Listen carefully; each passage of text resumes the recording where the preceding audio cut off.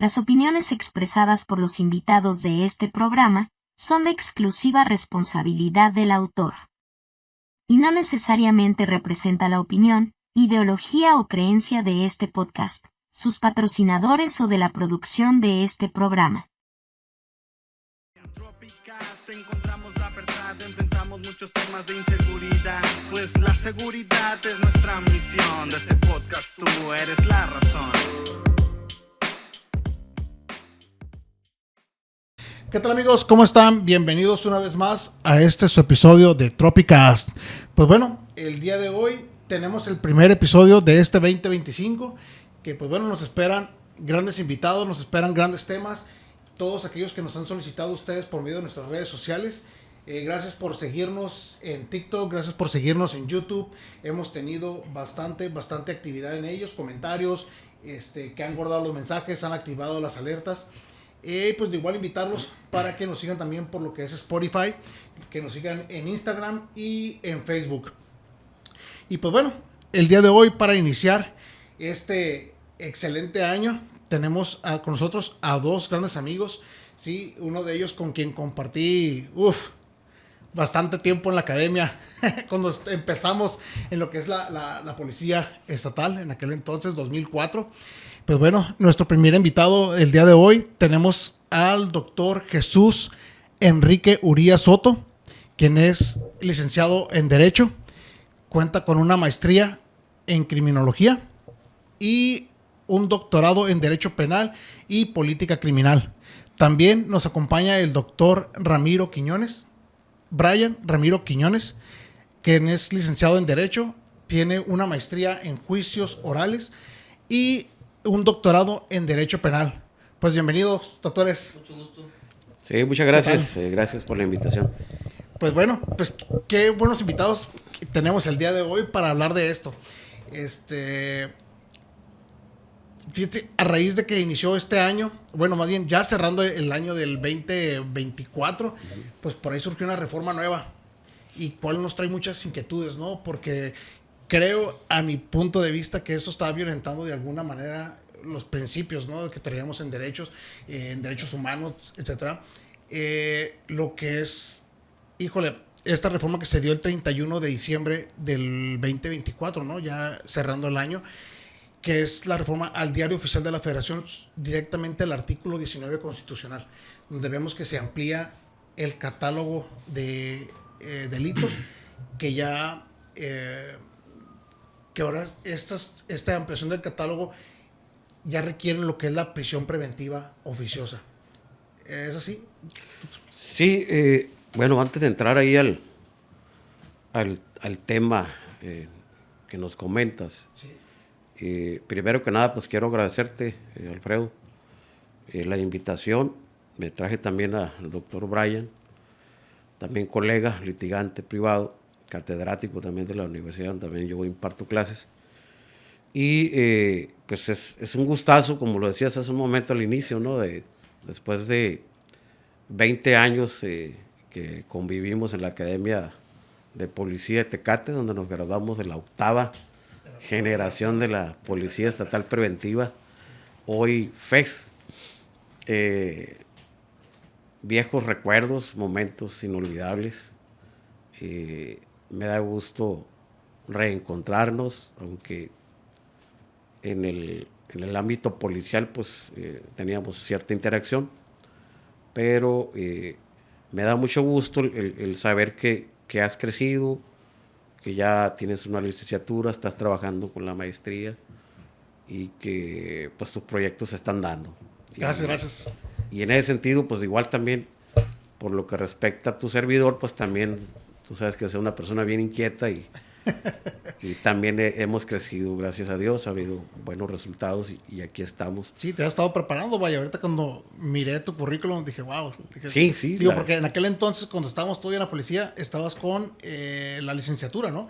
Estabas terminando la licenciatura. En aquel entonces tenía únicamente la preparatoria, fíjate. Okay. Yo llegué a la Policía Estatal, a la academia. Primeramente cursé una academia como agente de seguridad y custodia penitenciaria en aquel entonces. Uh-huh.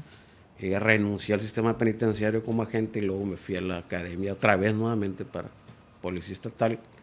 Cuando egreso y que empiezo a trabajar siendo policía del Estado es cuando me entró la inquietud de estudiar la licenciatura en Derecho en la UABC. Y pues ese fue el inicio, ¿no? Ya posteriormente ya fui creciendo, la maestría, otro trabajo, y mi último trabajo fue en la Fiscalía General del Estado. Era fiscal del Ministerio Público en varias unidades de investigación. Era parte en el proceso penal, del cual vamos a hablar ahorita adelante, que tiene mucha relación con el tema que me estás comentando. La verdad que la experiencia que te deja el haber sido Ministerio Público o fiscal del Ministerio Público ahora en el sistema procesal penal, el haber participado activamente en las audiencias como agente del Ministerio Público, obviamente pues en un momento procesal pues entras al debate de la medida cautelar como lo es la prisión preventiva, ¿no? Sí. Entonces tiene mucha relación con ello. Entonces te digo, duré 8 años, los 2 últimos años fui fiscal del área de homicidios violentos, aproximadamente pues 2 años, entre ellos unos 20 juicios orales aproximadamente que desahogué como fiscal, con muy buenos resultados. Y ya pues por azares del destino tuve que yo retirarme y ya me dedico a litigar, ¿no? como un defensor privado, asesor jurídico también, pero en el ámbito privado, y despacho. Y pues la especialidad pues obviamente es el delitos penales, ¿no? Entonces quería tocar ese tema antes de entrar al debate de lo que tú comentas. En efecto, el 31 de diciembre del año 2024 hubo una reforma al artículo 19 constitucional que habla respecto a la prisión preventiva de manera oficiosa. Esa reforma que hubo pues impacta, ¿no? Impacta ahorita en este 2025 los futuros procesos penales que vienen, porque no solo se reforma esa parte del artículo 19 que habla de la prisión preventiva oficiosa, sino que se adicionan delitos al catálogo de delitos que ya están establecidos, en los cuales tendrá aparejada esta medida cautelar de la prisión preventiva, la cual deberá ser impuesta de manera oficiosa. Cuando hablamos de esa parte oficiosa, oficiosidad o de oficio, para efectos de aclarar, en las futuras audiencias que vienen, obviamente la petición de la Fiscalía va a ser formular imputación por un delito que encuadre en ese catálogo, de los cuales señala el numeral 19 constitucional en relación al 167 del Código Nacional. Va a formular imputación, va a solicitar la vinculación a proceso, y una vez que se resuelva la situación jurídica de esta persona, si es vinculada a proceso, el siguiente acto procesal será la imposición de la medida cautelar. Cuando nos referimos a oficiosa, la Fiscalía, sin solicitar que se imponga la prisión preventiva, el juez lo hará. A eso se refiere esa reforma. Okay. El juez, sin necesidad de que el fiscal le diga impon o pronúnciate de manera oficiosa en cuanto a la medida cautelar, porque le he imputado y lo has vinculado por este delito, entonces te solicito que te pronuncies. No tiene que hacer eso el fiscal. En automático. En automático el juez, al vincular a proceso, él va a decir, como ya lo he vinculado a proceso por un delito que señala el artículo 19 constitucional, que trae aparejada medida cautelar de manera oficiosa, en este momento le hago de conocimiento que le impongo la prisión preventiva oficiosa. Y el hecho de imponerla de esa manera pues tampoco le das el uso de la voz a la defensa para que pueda hacer un argumento en contra. La oficiosidad opera de esa manera. El juez vincula y le impone. Y ya su defensa la tendrá que llevar él estando dentro de prisión. Obviamente, para eso están los recursos que también señala el propio Código Nacional, donde podrás hacer tus agravios, lo que te causan los agravios a tu representado, por supuesto, para que puedas revertir, pero ya en otra instancia, ¿no? Estamos hablando del recurso de apelación, donde podrás apelar esa medida cautelar impuesta y hacer valer esos agravios ante el Tribunal Superior de Justicia del Estado.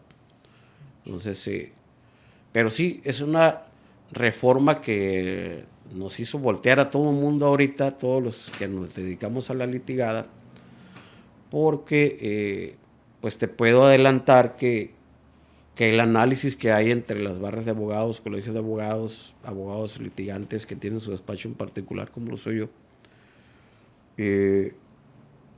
hemos visto que con lo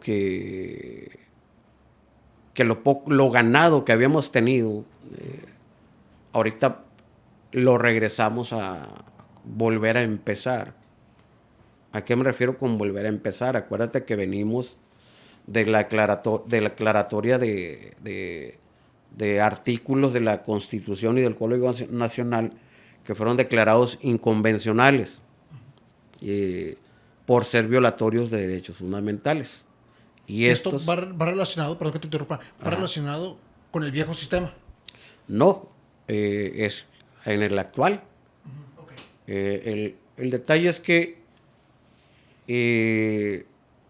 para atacar la prisión preventiva oficiosa o la prisión preventiva en sí, hubo unas sentencias que emitió la Corte Interamericana de Derechos Humanos. Okay. Por ahí has de haber escuchado el nombre de Zompaxtle Texpile y otros. Ellos, en su caso en particular, se fueron hasta esa instancia de la Corte Interamericana, emite una sentencia, en esa sentencia condena al Estado mexicano y le dice la prisión preventiva es violatoria de derechos fundamentales. Y en esa sentencia, pues en el estudio se establece qué artículos son los que no deberían de aplicarse. Y es precisamente el artículo 19 constitucional, en relación al 167 también del Código Nacional de Procedimientos Penales, que habla de la prisión preventiva. Okay. Entonces, la Corte Interamericana condena y ordena al Estado mexicano a la inaplicación de esos artículos, ¿sí? Entonces, la manera de atacarlos por parte de la defensa, obviamente, fue a través de los amparos. Hubo una serie de amparos que se interpusieron, se les concedió la suspensión de esa medida y se le ordenó al juez de control volver a señalar otra audiencia y entrar al tema de la prisión preventiva oficiosa, sobre todo, que ya no debería ser oficiosa, sino que ahora no te pronuncies en cuanto a eso. Si la Fiscalía pretende pedir una medida cautelar de prisión, tiene que ser justificada ahora. Okay. Entonces, ahora, antes del 24. Así estaba, es lo que había, okay, es lo que se había logrado, ¿no? Lo que se había ganado. Okay. Ahora, con esta reforma, hay una particularidad que se establece por ahí en esa reforma, al artículo 19, donde se le dice al juez de control que no deberá de tomar en cuenta ninguna ley secundaria o reglamento que hable en contra de la no aplicación. O sea, es decir, leyes secundarias que hablen, que te digan, hey, no debes de aplicar la prisión preventiva oficiosa por esto y por esto. Okay. Al juez le están diciendo que de manera literal debe aplicarla y cumplir esa reforma tal cual. El artículo 19 tal cual. Así es. O sea, si hay una ordenanza de la Corte Interamericana o si hay alguna ley secundaria, no sé, no la debe de tomar en cuenta el juez de control para imponer la prisión preventiva oficiosa. A eso me refiero cuando te digo que vamos otra vez a regresarnos en el camino y ver la manera de cómo podemos atacar esa literalidad que el juez va a aplicar. Están exigiéndole al juzgador que no lleve a cabo un análisis extenso, que no tome en cuenta los tratados internacionales que hablen de los derechos humanos, que no tome en cuenta las sentencias emitidas por la Corte Interamericana de Derechos Humanos, donde le dice al Estado mexicano, hey, esos artículos que estás aplicando para dejar en prisión preventiva oficiosa a la persona son inconvencionales por ser violatorios de derechos humanos. ¿Sí? Esa parte, derivado de esta reforma, le están diciendo al juez que no lo analice. Entonces, de ahí lo peligroso de lo que viene hoy, de en cualquier audiencia de formulación de imputación, aunque haya sido citado a tu domicilio por un delito que esté en ese catálogo, pues obviamente la medida cautelar va a ser prisión preventiva oficiosa. Qué delicado está esto, tendrás que atacarla por otras vías, ¿no? Entonces, a eso nos enfrentamos. ¿Y existen otras vías para poder atacar esto? Digo, porque ahora, a partir de que se hizo o que salió publicada esta reforma, he estado viendo en diferentes redes sociales donde diferentes colegiados o diferentes grupos de abogados precisamente asistieron a San José, Costa Rica, que es donde está la sede de la Corte Interamericana, ¿no? Anteponer, no sé cuál es la palabra técnica, una denuncia, una queja, o ofrecer, ¿no? Un oficio donde dice de esta reforma, ¿no? Donde habla de esta reforma. Mira, no se puede pasar por alto tal cual como le ordenan al juez de control o al juzgador que vaya a pronunciarse respecto a una medida cautelar, sobre todo como es la prisión preventiva. No lo puedes limitar porque precisamente derivado del camino que ya hemos recorrido antes de la reforma, atacando precisamente la prisión preventiva oficiosa, ya habíamos logrado que a través de un amparo interpuesto ante un juez de distrito, de manera inmediata te señalaban te concedían la suspensión, le ordenaban al juez, deja de aplicar esa medida cautelar de prisión preventiva oficiosa porque los artículos fueron declarados inconvencionales. Hay 2 sentencias que emitió la Corte Interamericana de los Derechos Humanos donde sentenció al Estado mexicano. Por esa simple razón, pues yo te ordeno, juez de control, que señales una nueva fecha, entra al punto de la modificación de la medida cautelar sin pronunciarte de manera oficiosa por la prisión preventiva. Si es necesario que el fiscal, si él considera que el imputado debe estar en prisión, entonces la prisión debe ser justificada. ¿Sí? Eso es lo que se había logrado.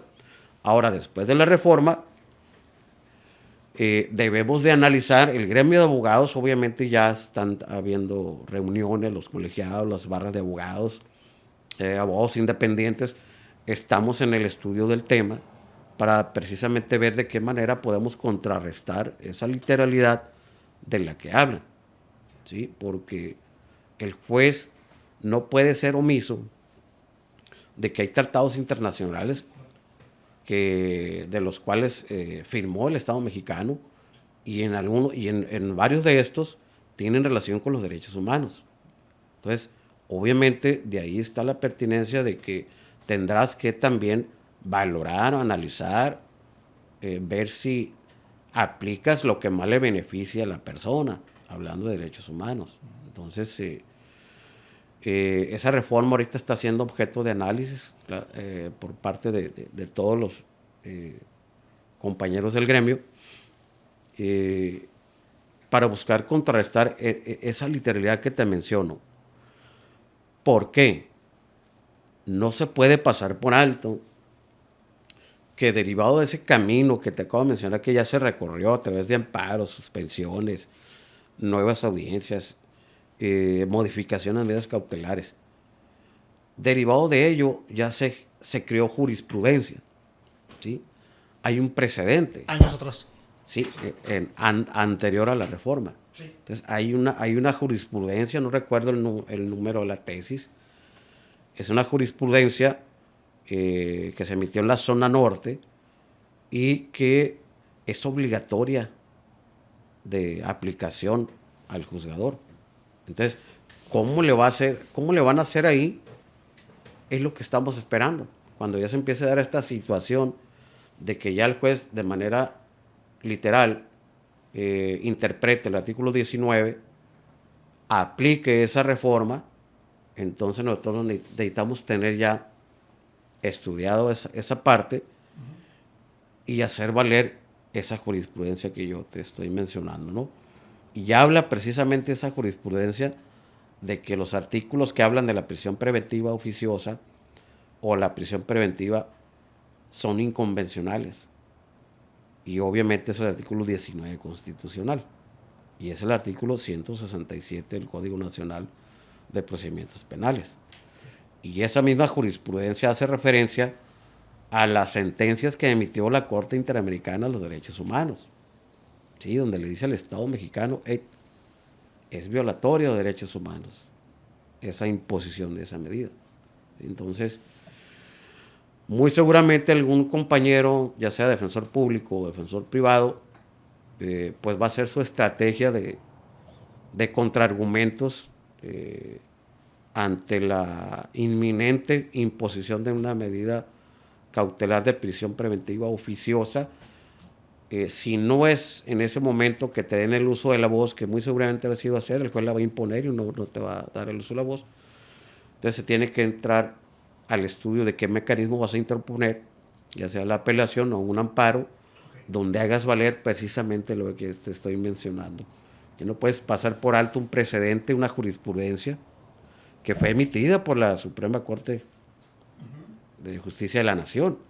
O sea, no es emitida por cualquier persona, no es una ley secundaria, no es un reglamento. Entonces, probablemente por ese va a ser el camino que los compañeros del gremio que se dediquen a la litigada o a las cuestiones de este tipo, sea el camino que vayamos a seguir. Digo, te lo estoy comentando de manera preliminar porque obviamente tiene que hacer un estudio de fondo donde puedas tener argumentos y puedas contrarrestar esa parte. ¿De qué es peligrosa? Sí, sí es peligrosa. ¿Es violatoria de derechos fundamentales? Sí, sí es violatoria de derechos fundamentales. Con esta ley ya está en vigor. O sea, ya fue publicada a la fecha del día de hoy, que estamos a 15 de enero. Ya entra en funciones. Sí, ya entró en vigor. Nada más estamos esperando cuáles van a ser los casos en los cuales va a aplicar. Acuérdate que la Fiscalía tiene investigaciones que lleva a cabo por denuncias que se interpusieron, por decir así, en el 2024, antes de la reforma, donde muy seguramente se le señale audiencia para formular imputación y el mismo tribunal notificó a la persona, al imputado, en cierto domicilio, es decir, una audiencia por cita. Y supongamos que probablemente sea un delito de los que están muy de moda ahora, los delitos ahora de género, ¿no? Un delito, digamos, un abuso sexual sobre persona, ¿no? Y mandaste citar al imputado a su domicilio. Por lógica se entiende que pues tiene un arraigo, ¿no? Pero ¿qué va a pasar cuando llegue la audiencia de formulación de imputación? Si ese delito está dentro del catálogo de aquellos que tienen aparejada la prisión preventiva oficiosa. Quiere decir que desde que llegue y se presente, pues va a quedar en prisión. ¿Sí? No va a haber debate en cuanto a la imposición de alguna medida cautelar, porque el juez se va a pronunciar. Entonces, si fue antes de la reforma, cuando te señalen la fecha en el 2025, ¿va a operar? ¿O va a operar en las solicitudes de audiencia de la reforma hacia acá? Es buen dato, ¿eh? Sí, Es un dato. tenemos que estar atentos a ver, pues, a ver qué criterios van a aplicar, ¿verdad? Ok. Y es que realmente a la fecha de hoy, pues realmente es muy poco tiempo, ¿no? Para poder decir, ya tenemos un caso en el que se aplicó la reforma ya, ¿no? Sí, de hecho todos estamos a la expectativa para ver qué piezas se mueven. ¿Qué pieza se mueve? ¿Cuándo le notificaste a esta audiencia? Si fue antes de la reforma o después de la reforma. ¿Cuándo decidiste judicializar? Entonces, es interesante y está ahorita en boca de todos. Es un tema de interés de todo el mundo. Es un tema que sí preocupa. Sabemos que los delitos de género están muy de moda. Sabemos que las violencias familiares están pasando mucho. Sabemos que la ley está ahorita muy estricta en ese sentido. Yo estoy de acuerdo con ello. Todo el rigor de la ley sobre aquella persona que cometió un delito de ese tipo, de esa naturaleza, pero que se investigue y que realmente estemos hablando de que, pues que sí hay una probable participación, porque también se da que estamos ante situaciones que lo estricto de la ley también es aprovechada por personas para obtener un beneficio. ¿Sí? Levantar denuncias falsas. Probablemente alguna denuncia falsa por el afán de perjudicar o por vengarte. Okay. Entonces le estás causando un daño tremendo, porque si en algún delito de eso se encuadra, por ejemplo, el abuso sexual, va a ir prisión de manera inmediata. Entonces, sí, digo, por todos lados, sí preocupa a la ciudadanía, preocupa al gremio de abogados, preocupa pues a todo el mundo, ¿no? Está cuidado, digo, porque realmente también la otra cara de la moneda, ¿no? Los centros penitenciarios no están tan holgados como para decir, bueno, todavía tenemos lugar para 3, 4 personas más por celda, ¿no? O sea, digo, tú te tocó trabajar en un centro penitenciario y realmente viviste de cerca cómo están adentro, ¿no? O sea... Sí, fíjate, Alfredo, que ese punto que tocas, pues va a ser donde va a impactar también esta reforma. Va a impactar ¿de qué manera? Pues primeramente que se va a incrementar la población penitenciaria. Las personas privadas de libertad va a incrementar la población en los centros penitenciarios y como consecuencia pues el personal, el recurso, todo lo que implica el mantener a una persona privada de la libertad en un centro, pues se va a incrementar, ¿no? Todo genera un costo adicional, ¿no? Sí, obviamente. Si ahorita siempre, el coco de los centros penitenciarios siempre ha sido el personal. Siempre ha sido el personal. De los celadores, de los custodios, ¿no? Digo, personal operativo, personal administrativo, siempre ha sido el coco del sistema penitenciario la falta de personal. A estas alturas no estoy muy enterado en cuanto a la población penitenciaria, pero creo que está controlado. No está tan saturados los centros. Está dentro del límite de las capacidades que tienen y aún así la falta de personal está presente siempre. Entonces, ¿a dónde vamos? Que esta reforma puede impactar en el sistema penitenciario en el incremento de la población penitenciaria, ¿no? Entonces, y eso a su vez pues va a traer la consecuencia de que si no tienes el personal suficiente, pues vas a poner aprietos al sistema penitenciario. ¿Sí? Sí. Digo, a lo mejor aquí en el estado, en Baja California, los centros penitenciarios están, digo, no tan saturados como lo comentabas, pero tenemos otras entidades federativas que realmente sus centros penitenciarios están a full, ¿no? Están completamente saturados, ¿no? Entonces sí va a repercutir bastante ahí. Y pues bueno, con esto también genera otro gasto adicional, ¿no? A nuestros bolsillos no viene ningún ahorro. En lugar de depurar, que es lo que se hizo con el nuevo sistema, de darle agilidad a los procesos, pues bueno, esto viene a entorpecer, ¿no? Precisamente lo que venías comentando, ¿no? Sí, y obviamente esta parte de la prisión preventiva, pues es una medida que se debe de imponer de manera excepcional, porque en todo momento prevalece la presunción de inocencia del imputado. En el sistema tradicional recordarás de que si tú eras objeto de una investigación, en ese momento eras culpable y tenías que demostrar que no lo eras. Y ahora no, ahora es distinto, ¿no? Ahora eres inocente hasta en tanto la autoridad no te demuestre lo contrario. O sea, Pero con esta reforma volvemos a caer se, de alguna manera, ¿no? pues se pudiera pensar que en la imposición de la medida de hacer imponer la prisión preventiva, y más peligroso aún, oficiosa,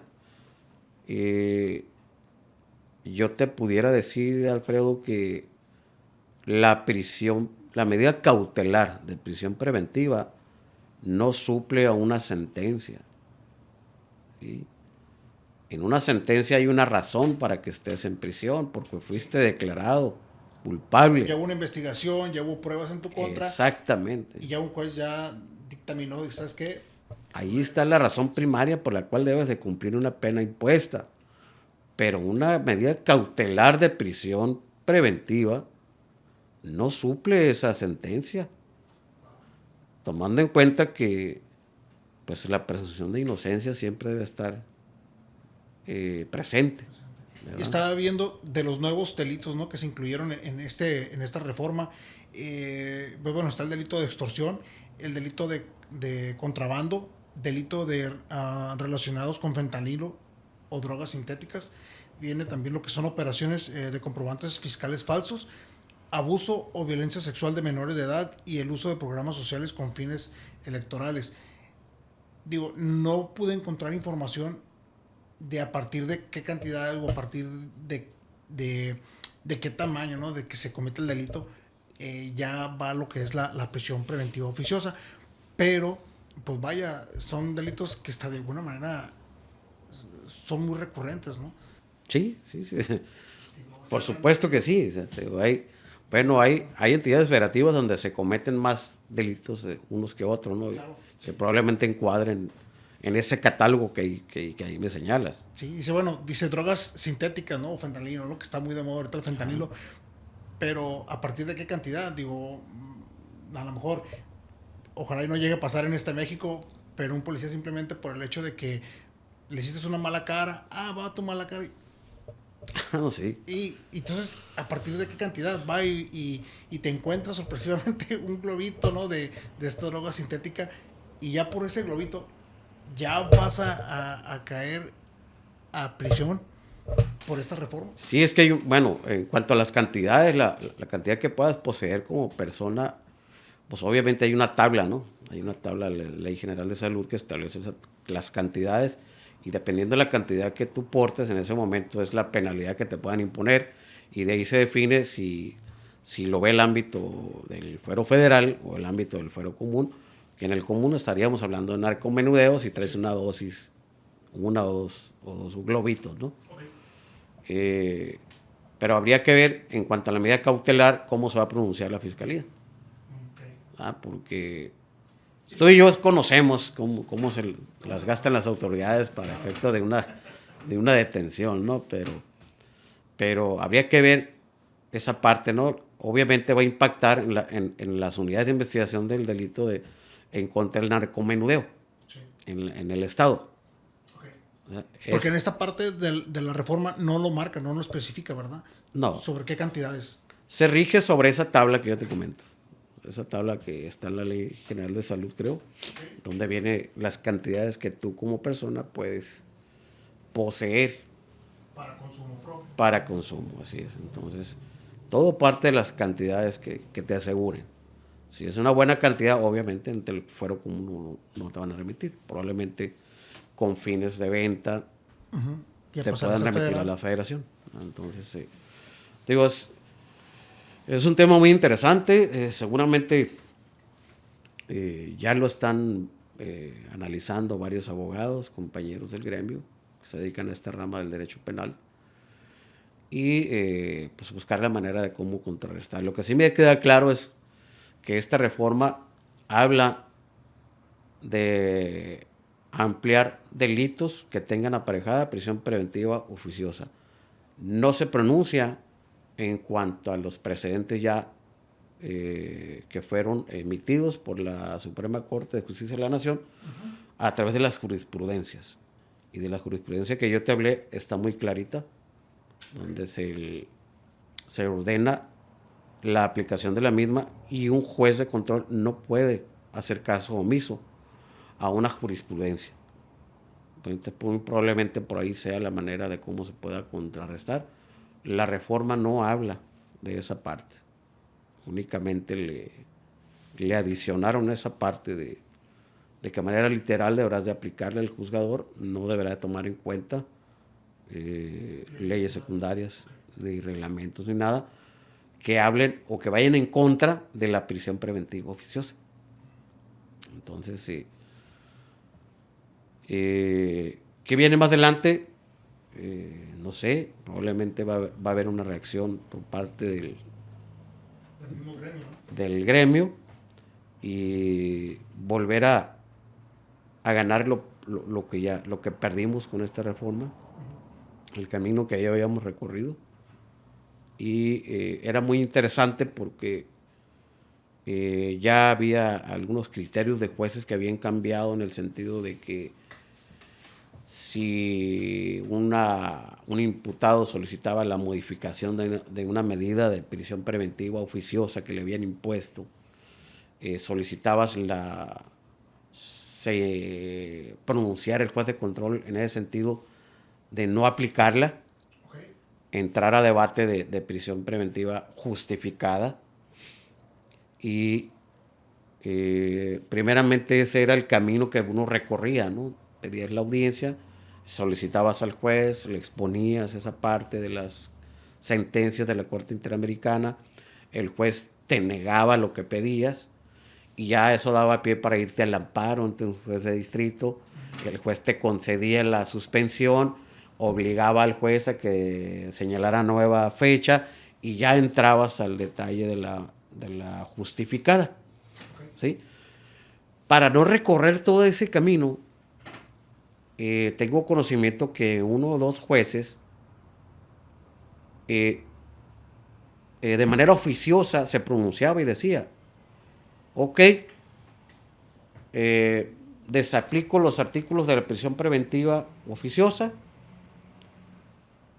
fiscal, ¿lo quieres en prisión? Justifícamela en esa misma audiencia, sin necesidad de irte al amparo, buscar la suspensión, nueva audiencia. Tengo el conocimiento, no sé exactamente qué juzgador, pero ya era un logro. Ya se había logrado que un juez lo hiciera de esa manera. Entonces te evitabas todo el camino que a final de cuentas le iban a ordenar. ¿Ya? Entonces, pues esa parte vamos a tener que volver otra vez. Y pues esperemos, todos estamos a la expectativa, ¿no? Estamos de qué audiencias van a venir. Vamos a estar esperando, ¿no? ¿Cuáles son las primeras audiencias que vienen, ¿no? Y sí, estarlas estudiando, analizar paso por paso, ¿no? Sí, obviamente ahorita a pasos acelerados, pues ya todo el mundo estamos preparándonos para ver de qué manera vamos a contrarrestar esa situación, ¿no? Entonces, pues bueno, te digo, en mi opinión muy personal, yo lo que advierto es eso, ¿no? Que únicamente una reforma en cuanto al incremento de delitos, pero no entra al fondo de las jurisprudencias ya establecidas. No entra al fondo del artículo 1 de la Constitución, habla precisamente de los derechos humanos. ¿Ya? No entra tampoco al tema de los tratados que los que haya firmado y México es uno de los que tiene más tratados firmados, ¿no? En materia de derechos humanos. Al firmar o ser parte de un tratado de ellos, te obligas a que cumplas las sentencias que emite la Corte Interamericana. Entonces, esa reforma no nos habla de eso. ¿Sí? Nos habla de incremento del catálogo, pero no se va muy al fondo de esta parte que te comento. Pues va a estar interesante estos próximos tiempos, estos próximos meses, a ver cómo se van desarrollando las audiencias, ¿no? De los próximos que van a ser juzgados, ¿no? Sí, obviamente. Sí, necesitamos ver cómo vamos a reaccionar el gremio de abogados, ¿no? También lo digo por parte de la Defensoría Pública, ¿no? Pues obviamente, aunque sean defensores públicos, pero la labor de ellos es representar al imputado en diversas audiencias, ¿no? Entonces ellos también tienen esa carga, tienen esa obligación también como defensores. Estarse actualizando, ¿no? Revisar y pues ver cuál va a ser cómo se puede contrarrestar esta parte, ¿no? De la reforma que inminentemente sí viene una afectación. Entonces, pero bueno, te digo, a grandes rasgos es lo que yo te pudiera comentar. Ya me fui de largo, me encanta la platicada, la verdad que tenemos acá también al doctor, también una persona con experiencia en la litigada, la cátedra, y pues igual también él pudiera, pues no sé, dar su opinión aquí. Estimado maestro, porque fue mi maestro en el doctorado. Buenas tardes. ¿Qué tal, doctor? ¿Cómo ves todo este cambio? Sí, efectivamente, agregando algunas vertientes, aunado a lo que comenta aquí el doctor Urias, desde un punto de vista muy particular y creo que objetivo, este es un tema de política criminal que el Estado mexicano ha implementado. Okay. Y para mí sería que con el actual gobierno, a través del Poder Ejecutivo, ha presentado precisamente la reforma de la ampliación del catálogo de delitos que establece el 19 constitucional, ¿no? Entonces, en este sentido, considero yo que es un tema de política criminal excesiva, ¿sí? ¿Por qué? Porque efectivamente, como decía el doctor, se llega a la audiencia inicial, donde es una audiencia previa a un juicio, ¿sí? En esa audiencia inicial le corresponden algunas etapas. Una de ellas es la vinculación a proceso y la otra sería el tema de las medidas cautelares, que sería de manera oficiosa. Pero a lo que voy, desde una óptica del proceso penal que se parte en 3 etapas, tenemos la inicial, la intermedia y el juicio oral. Ni siquiera hemos llegado al juicio oral, que sería la 3ª etapa del proceso penal, para emitir un fallo, una responsabilidad, y ya vas a quedar precisamente privado de la libertad, ¿no? Con la oficiosidad que establece el 19 constitucional. Entonces, yo considero que es un tema donde se ha reformado la política criminal del país, pero de manera excesiva, ¿sí? Precisamente como tú señalabas, por ejemplo, las detenciones de la policía preventiva, orden común o federal, sea del Estado o la Guardia Nacional, puede pasar o suceder el tema de los sembradores, ¿no? Entonces, ¿qué va a generar esto? Pues más impunidad o corrupción en las agencias del Ministerio Público, etcétera, ¿no? Exactamente. Entonces, no podemos nada más reformar así, de manera rápida. ¿Por qué? Porque nos ha quedado claro que que reformar, crear reformas penales que sean más herméticas o más de política criminal más fuertes, por así decirlo, pues no ha disminuido el índice delictivo. Por eso que tenemos los niveles de índice delictivo alto, ¿no? en el país. Entonces, yo considero que esta reforma no va a hacer que disminuya la delincuencia, sino que puede poner en peligro al ciudadano común, por así decirlo, ¿no? Con el tema de la posesión de narcóticos, el caso del fentanilo, a lo mejor de una pastilla, con la extorsión, por ejemplo, llamarle de una persona a otra, que a lo mejor es un tema de un pleito, etcétera. Pero como ya hubo amenaza, ya se puede establecer una investigación por extorsión. Entonces vamos a meternos en otro problema porque vas a trastocar en el efecto dominó al ciudadano y a la... ¿Qué tal? Buenas tardes. Ellos siguen operando, ellos saben a lo que se enfrentan en el momento de dedicarse en eso. Así pero, es. Como dices, o sea, el cambiarle el sentido a una discusión, a un pleito a lo mejor, y decir, bueno, es que ya me está extorsionando, ya me está diciendo que si no accedo a, entonces va a venir por mí o va a actuar de diferente manera y pues ya se encuadra el delito de extorsión, ¿no? Vaya, es un tema bastante delicado. Sí, es un tema delicado que puede poner en peligro a la sociedad en general, ¿no? Por ese tipo de reformas que yo considero son pues incluyen al 19 constitucional, al artículo 19, y ponen en peligro en este caso a la sociedad, precisamente por eso, porque ni siquiera ha pasado o hemos llegado a un juicio oral, ni se ha determinado la culpabilidad de la persona que se está investigando, pero sí ya vas a quedar interno en un centro penitenciario. Entonces, la población penitenciaria puede aumentar, como ya lo comentaban, pero más que ello, pues sujetar o someter a un proceso, pero ya interno a una persona que a lo mejor nunca ha estado, ¿no? En un centro penitenciario. Entonces, eso es lo peligroso. Aunado a esto, el artículo 20 constitucional, en el apartado B, establece los derechos de cualquier imputado o alguien que está sometido a un proceso penal. Y esto, uno de ellos es la presunción de inocencia, como ya lo hablábamos, que es que se le trate como inocente. Es una regla de trato procesal y un derecho de rango constitucional. Entonces, ahí para mí existe una controversia, podría decirse, o dos artículos que se contraponen del orden constitucional. El 19, por un lado, ya está establecido, no podemos decir que es inconstitucional esta reforma porque ya se estableció el texto constitucional, ¿no? En nuestra Carta Magna. Ya existe, entonces no es inconstitucional.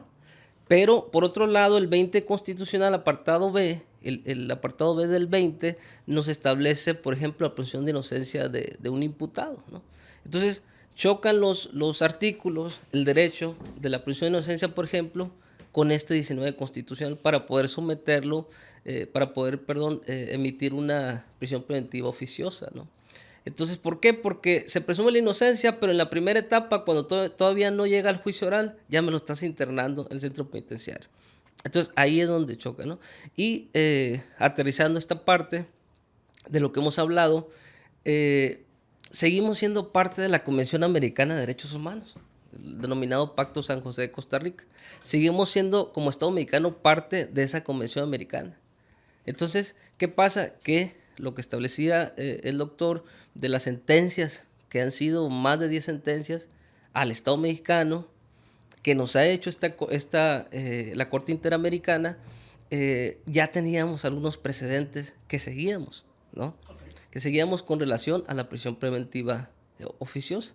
Algunos amparos, jurisprudencia de colegiados o amparos en sentido que emitían los juzgados de distrito, y en ese sentido es como se podía reprogramar nuevas audiencias para poder debatir. Entonces, ¿a qué voy con esto? Seguimos siendo parte de la convención y no debemos, por orden constitucional, la autoridad judicial, en el caso de esta etapa donde se mira el tema de prisión preventiva, el juez de control, que le compete a un juez denominado juez de control en el proceso penal, debe de hacer algo que llamamos control difuso de convencionalidad. Y esto es analizar lo que establece la Convención Americana de Derechos Humanos y lo que establece la Constitución. Y en este caso hacer un contraste previo. Y lo que le favorezca a la persona hay que aplicarlo. Entonces, esta reforma nace y deja un candado en ese 19 constitucional. Dice, no, a ver, autoridad judicial, le vas a aplicar de manera oficiosa, pero lo vas a hacer a la literalidad de la letra. O sea, sin salirte de la literalidad de la letra. Esto es, aplica lo que ya reformamos en el 19. Oye, pero ya desde junio del 2011 ya somos iniciamos con una reforma en materia de derechos humanos y hemos sido parte de años atrás de esta Convención Americana. Entonces, tiene la obligación la autoridad del juez de hacer un análisis del orden internacional y del orden nacional, para de ahí darle esa interpretación y darle el beneficio de lo que más le favorezca a la persona, ¿no? Entonces, con este candado que establece el 19 ya no se haría de esa manera, ¿no? Entonces, por eso es que nos hemos regresado con el tema de la prisión preventiva oficiosa, ¿no? Ok, doctor, una pregunta. Ahorita en este ejemplo que nos acabas de dar, en el caso de que nuevamente exista una sentencia o una indicación por parte de la Corte Interamericana hacia el Estado mexicano, ¿sabes qué? Tienes que hacer una reforma porque tienes que aplicar la ley conforme a nuestros tratados, a nuestros convenios, y no lo aplica el Estado. ¿Hay alguna sanción para el Estado mexicano por parte de la convención? Sí, ya hemos tenido algunas sanciones anteriormente. Con las ¿De qué índole sentencias son este tipo de sanciones? ¿Son económicas? ¿Son a lo mejor excluirlos? ¿Qué tipo de sanciones pudieran ser? de las sanciones, de las sentencias trascendentes, han sido desde disculpa pública, ¿sí? Para algunas sentencias anteriores, estoy hablando desde el ya multinombrado asunto, por ejemplo, de Radilla Pacheco, desde allá, que son años atrás. Hemos tenido sanciones como disculpa pública a las víctimas colaterales, que serían pues los familiares de las personas, por ejemplo, desaparecidas, y también el tema de reformas, ¿no? Se puede emitir en esa sentencia, en los puntos resolutivos de la Corte, el tema de que se reforme nuevamente la Constitución, ¿no? Pero hemos mirado oposición por parte del Poder Ejecutivo con el partido político que ya tenemos algunos años, que ya no hay ningún partido, sino son una autoridad del Poder Ejecutivo Federal, ¿no? Ya no se habla de partido, pero hemos tenido oposición en cuestión a ese tema, ¿no? de la reforma. Y eso es lo que pasa en la actualidad. Ok, entonces yo creo que ahorita la esperanza que pudiera ser ver los siguientes juicios, ver las siguientes, pues vaya, las siguientes sesiones y en base a cómo se vayan desarrollando, basarnos en los amparos que tenían. ¿Apelaciones o qué? Sí, pues obviamente ya es un precedente. Ya hay algo que ya se ganó y que pues obviamente se va a tener que utilizar. Mira, no podemos negar que a estas alturas tenemos jugadores con mucha experiencia en el sistema. En lo que respecta a Baja California y en específico en Mexicali, desde que es donde entró en vigor primeramente la aplicación del Código Nacional de Procedimientos Penales, los juzgadores que presiden las audiencias tienen muy buenos criterios. La verdad que ha habido un gran avance en ese sentido. Y me refiero en el caso de las medidas cautelares que se deben de imponer en un proceso penal. Esas medidas cautelares, el Código Nacional de Procedimientos Penales la señala en el artículo 155. Hay 14 medidas cautelares que pueden ser impuestas. Entre estas, la más gravosa, que es la prisión preventiva, ¿ah? Que vayas y durante el proceso estés privado de tu libertad. Y esta de manera excepcional se aplicará. Ok. Con la aplicación de ese 155, de esas medidas que están ahí, se busca que se garantice la presencia de la persona en el proceso, que no se vaya a evadir de la acción de la justicia. Se busca proteger a las víctimas, a los ofendidos. Se busca proteger a los testigos. Se busca que el imputado no vaya a interferir en la investigación. Todo ello, esa finalidad tiene esas medidas cautelares. Y de esas 14 medidas cautelares que se señalan ahí, que es hasta la prisión preventiva, deben de ser a la luz de un test de proporcionalidad, si es idónea, si es pertinente, si es eficaz la medida que vayas a imponer, si es de acuerdo a lo que se está buscando, ¿no? En el Código Nacional hay 3 artículos que habla de ello, que es el 168, 169 y 170, donde vienen ciertos incisos que puede invocar el fiscal o la fiscalía para justificar la medida que vayan a imponerle. Inclusive la 14ª, que es la prisión preventiva, si se solicita y es de manera justificada, se debe de tomar en cuenta esos 3 artículos que te comento a la luz del test de proporcionalidad. ¿Qué es el test de proporcionalidad? Esto viene a raíz de las propias sentencias que emitió la Corte Interamericana, donde le dicen al juzgador que evalúe conforme a ese test, dependiendo la naturaleza del delito, el objeto o el por qué tendría que imponerse, y cuál de todas esas medidas sería la más idónea. No es gravosa, no es privativa de la libertad, cumple con el requisito de proteger a la víctima, cumple con el requisito de garantizar que va a estar presente a cuanta audiencia sea notificado, y es conforme a los lineamientos de la Convención Americana de los Derechos Humanos, que habla que se respetaría este derecho humano, bla, bla. Todo eso tiene que valorar el juez, y lo está haciendo a estas alturas. Como consecuencia, tuvimos dentro de la población penitenciaria una disminución, una regulación, un mejor control, precisamente porque los juzgadores ya no estaban utilizando de manera excesiva la prisión preventiva, derivado a que están valorando debidamente las demás medidas que señala el Código Nacional, a la luz de ese test de proporcionalidad que debe de ser analizado por el juzgador, y si considera que una de esas se encuadra y le ayuda a evitar la sustracción, le ayuda a garantizar la presencia del imputado en el proceso, le ayuda a proteger a las víctimas, que es la medida, que es el objetivo primario en un proceso, garantizar la protección de las víctimas y de los ofendidos. Si le ayuda también a que se garantice pues la investigación del proceso, que no interfiera con testigos, pues entonces obviamente vamos a tener un buen resultado. Pero si en esta reforma le estás indicando que lo aplique de manera literal, entonces ¿dónde va a quedar el criterio que venía aplicando? Entonces, eso es lo peligroso, lo que tenemos que valorar. Esperemos que lleguemos a un mecanismo de protección de nuestros representados, que no se vean afectados por una medida así de esa naturaleza.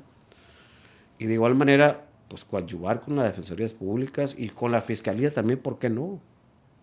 Sabemos que hay unos fiscales que son objetivos, que hacen investigaciones profesionales, y entonces yo creo que tampoco daría pie para que ellos se condujeran como una autoridad arbitraria que fuera de toda objetividad. Yo tengo conocimiento que hay muy buenos fiscales, y por qué no poder entablar una plática en relación a este tema y ver de qué manera lo vamos a enfrentar. Yo creo que también involucra a la autoridad también. Entonces, pues ahora sí que nos involucra a todos, ¿no? A nosotros como sociedad, a ustedes como abogados defensores, a la fiscalía. Creo que nos involucra a toda la sociedad, ¿no? Es un tema bastante delicado que hay que considerar, ¿no? Sí, obviamente. Muy seguramente ya está siendo objeto de análisis por algunas mesas de trabajo, algunas asociaciones civiles que también igual se tienen que preocupar por esta reforma que se hizo, pero igual, pues a final de cuentas, para eso es el derecho, ¿no? Para aplicarlo y buscar la justicia y la libertad de a quien representas. Entonces, se me hace un muy buen tema, lo que yo pudiera darte mi opinión pues muy personal en base a la experiencia que yo he tenido, también como parte en varios procesos que hay. Y pues yo creo que la mejor manera es informándonos,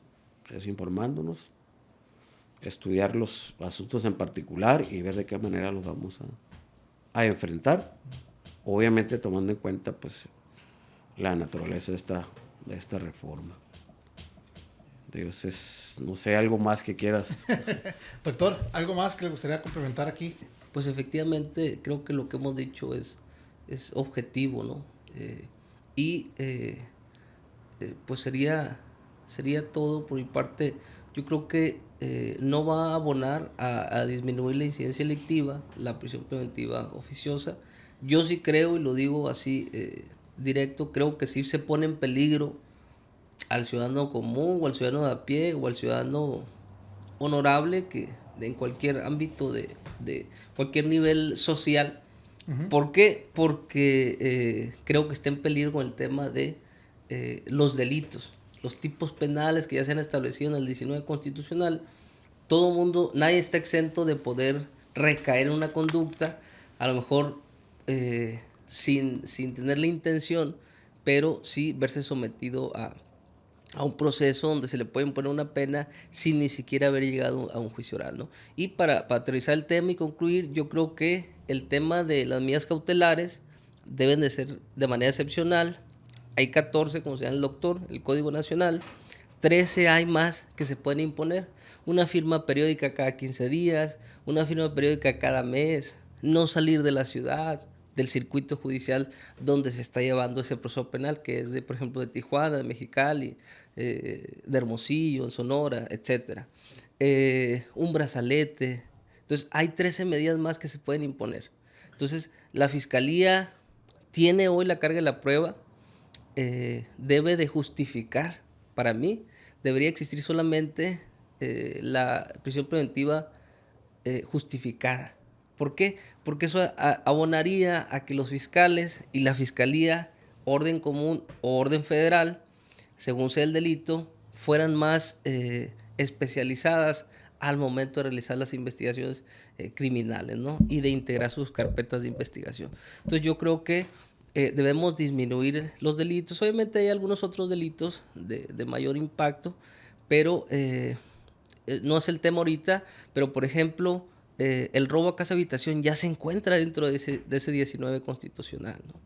Entonces, un robo, el robo calificado, que comúnmente lo llamamos a casa habitación, se encuentra ahí. No es de los de la reforma, aclaro, que inició en vigor en este enero del 2025, pero ya se encuentra ahí de hace tiempo, se incluyó a ese artículo 19 constitucional.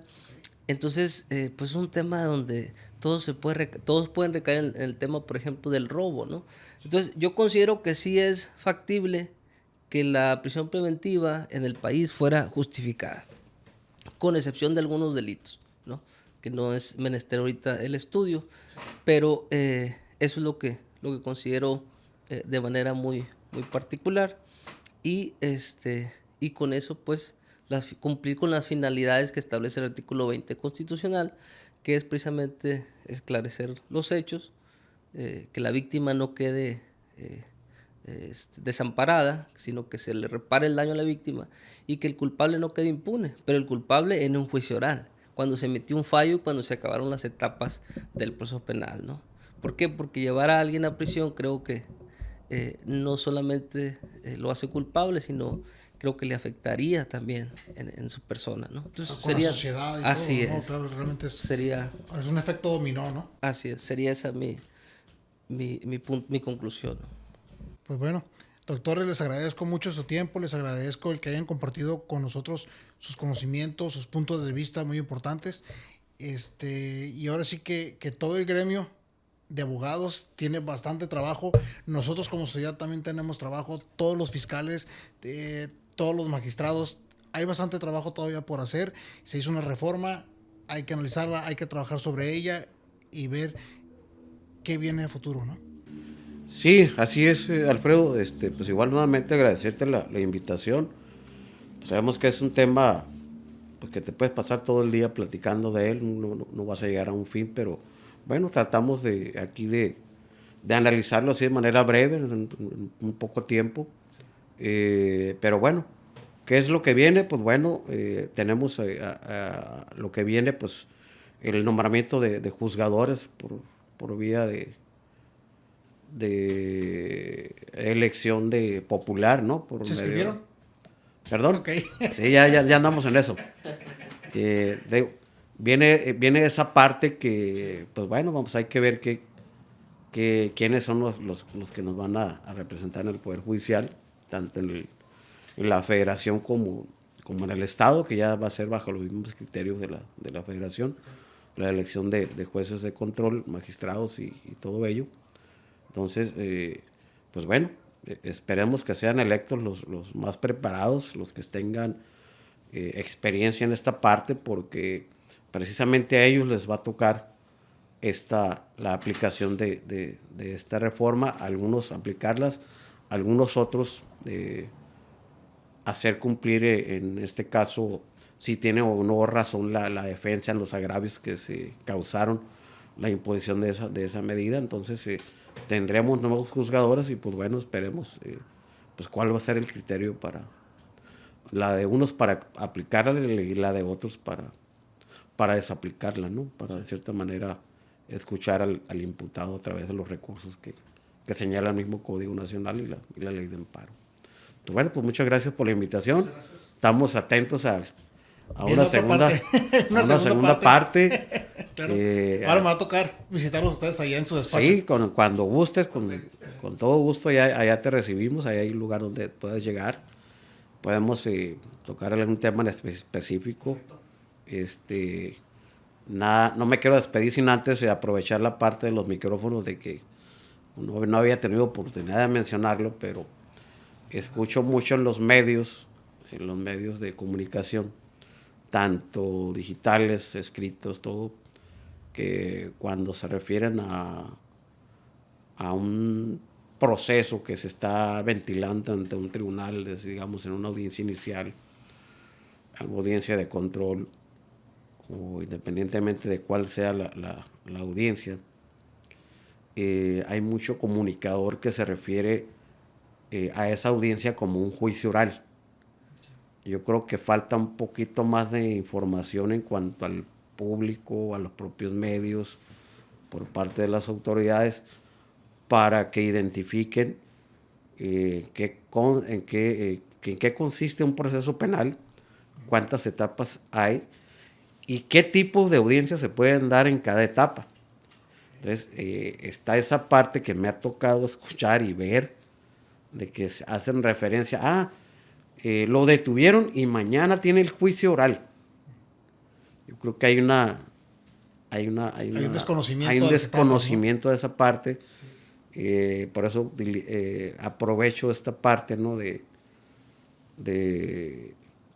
hacer ese comentario para que se informe a la ciudadanía, al gremio de comunicadores, de que un proceso penal, independientemente de la etapa en que se encuentre, hay un montón de audiencias, audiencia de control, audiencia de formulación de imputación, audiencia de vinculación al proceso, audiencia de modificación de medida cautelar, audiencia general, audiencia para auxilio judicial, audiencia, ya cada una de ellos está el error ese que le llaman, mañana tiene juicio oral. Okay. Ya con eso lo engloban, ¿no? Sí, lo engloban. Entonces, muchas veces cuando hay una resolución de un juez, pues el ciudadano ve esa noticia mal informada y le empieza a echar al defensor o al fiscal o al juez sin tener conocimiento, ¿no? Es exactamente de qué se trató la audiencia. Se me ocurrió, me acordé, es un buen punto, dije, bueno, probablemente en una siguiente sesión podamos hablar de qué tipo de audiencia se puede dar en la investigación, en la intermedia y en el juicio oral. Perfecto. ¿Sí? Claro que bueno, sí. Me quedo con ese compromiso. Por la parte 2. Y amigos, a todos ustedes, agradecerles mucho el que han estado interactuando con nosotros nuevamente. Y pues bueno, van a estar apareciendo los contactos de los doctores aquí por si requieren servicios asesorías legales. Los contacten. Igual agradecerles a los patrocinadores de este episodio. Van a estar apareciendo igual aquí su información. Y pues bueno, no se olviden de activar campanitas, darnos sus comentarios, darnos sus likes, compartir los videos. Y pues bueno, estamos en contacto. Hasta la próxima. Gracias. Gracias, Alfredo. Gracias, muy amable. Las opiniones expresadas por los invitados de este programa son de exclusiva responsabilidad del autor y no necesariamente representa la opinión, ideología o creencia de este podcast, sus patrocinadores o de la producción de este programa. En Tropicast encontramos la verdad, enfrentamos muchos temas de inseguridad, pues la seguridad es nuestra misión. De este podcast tú eres la razón.